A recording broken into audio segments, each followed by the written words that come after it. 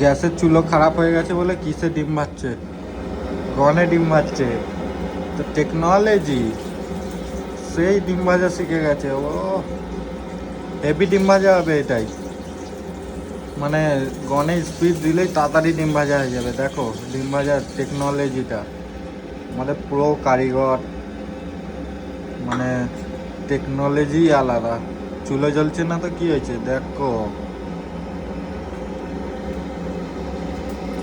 দেখতেছো তোমরা এরম ভাবে ডিম ভাজতে পারবে? আর তাড়াতাড়ি ফলো সাবস্ক্রাইব সব করে দাও। তোমরা কিচ্ছু ভিডিও দেখছো খালি, লাইকও করছো না আর ফলোও করছো না, আর ইউটিউব থেকে দেখলে সাবস্ক্রাইবও করছো না।